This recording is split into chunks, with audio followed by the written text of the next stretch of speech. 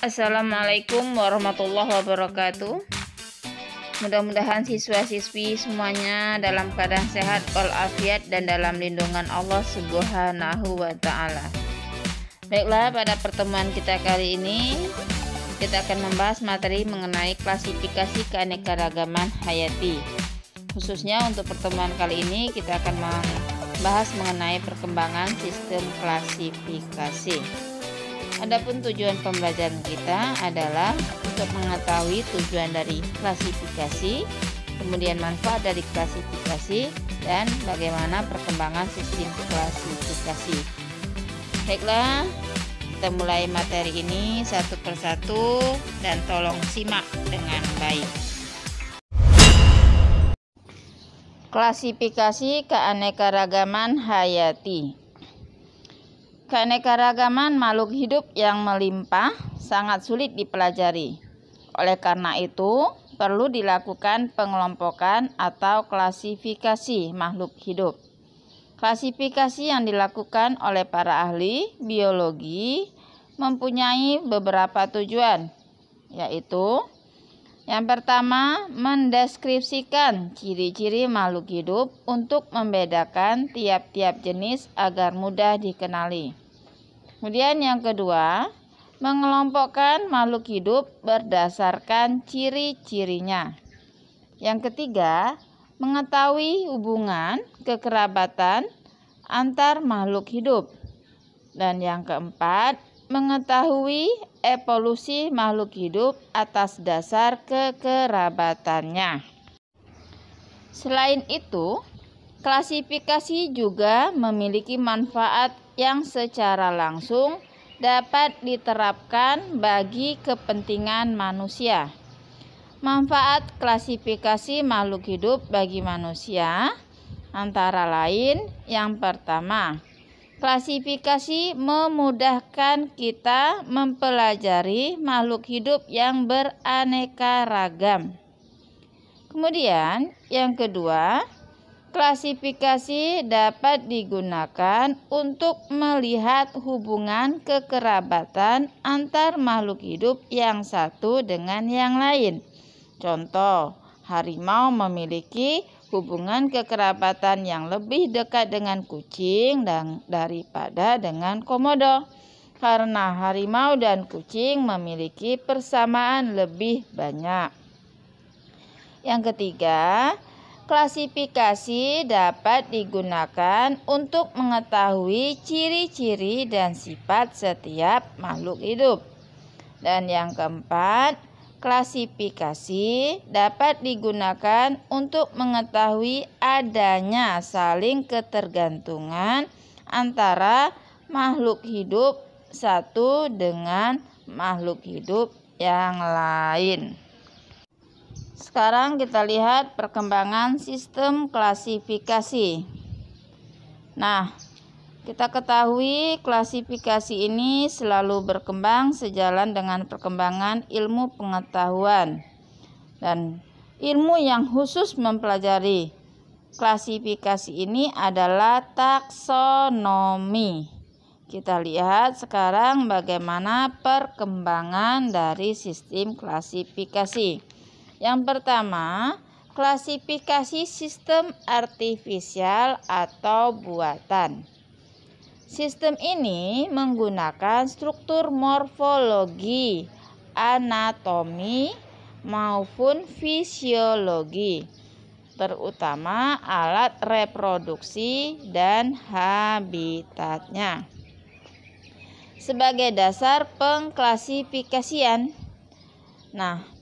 Theophrastus dalam bukunya yang berjudul Historia Plantarum menggolongkan tumbuhan berdasarkan perawakannya atau habitusnya, yaitu yang meliputi pohon, perdu, dan semak, serta gulma. Tokoh lain dalam klasifikasi sistem artifisial yaitu Aristoteles dan Carolus Linnaeus.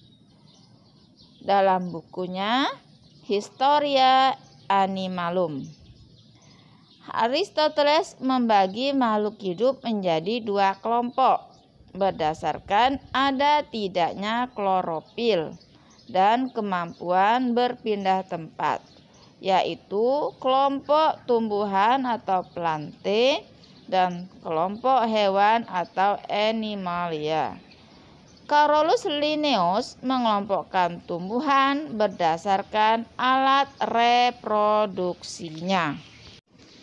Selanjutnya, klasifikasi sistem alami.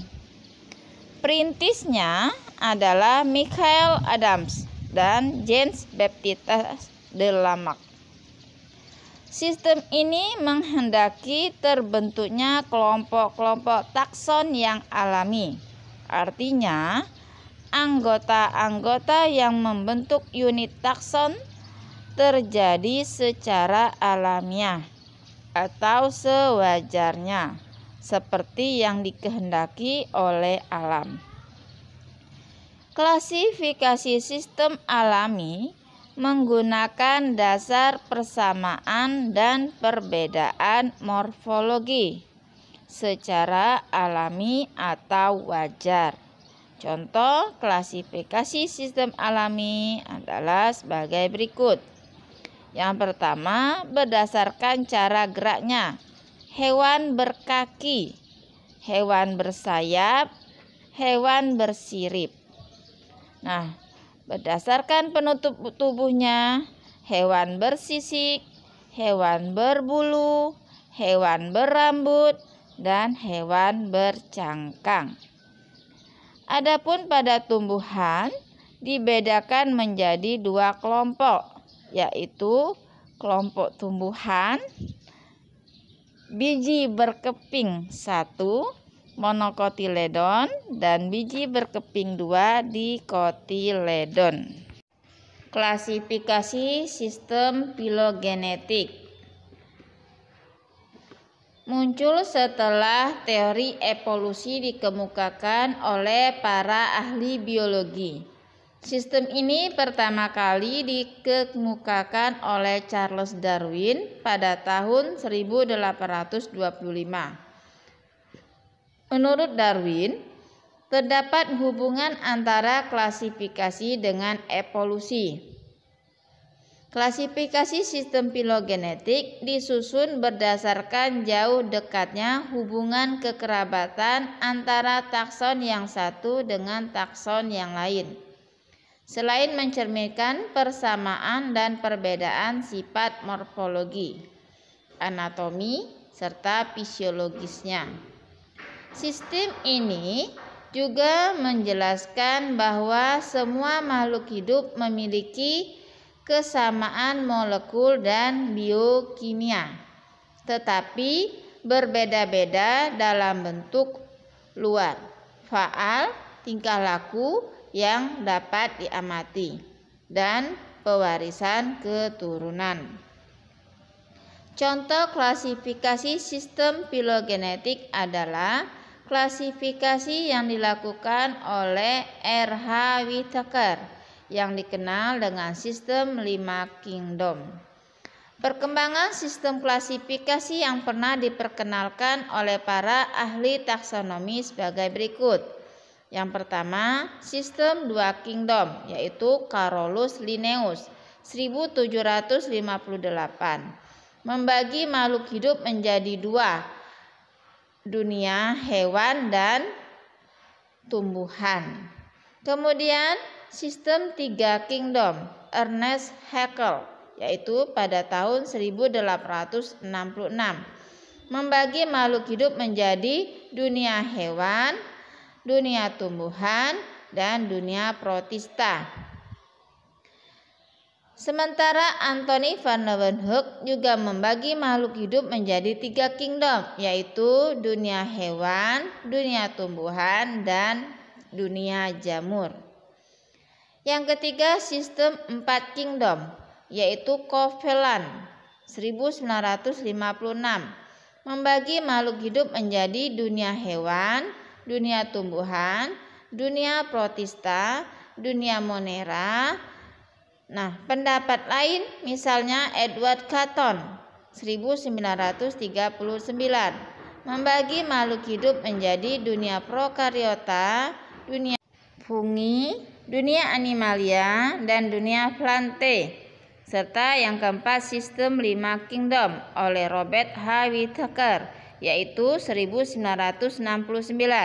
Membagi makhluk hidup menjadi dunia hewan, dunia tumbuhan, dunia monera, dunia protista, dan dunia jamur. Oke, demikian pembelajaran kita kali ini. Mudah-mudahan siswa-siswi semuanya paham dengan apa yang telah kita pelajari. Biasa kita akan membahas soal. Yang pertama, apakah tujuan dari klasifikasi makhluk hidup? Kemudian yang kedua, berikan contoh klasifikasi sistem alami. Dan yang ketiga, jelaskan mengenai sistem 5 kingdom. Oke, demikian pertemuan kita kali ini. Ibu akhiri. Wassalamualaikum warahmatullahi wabarakatuh.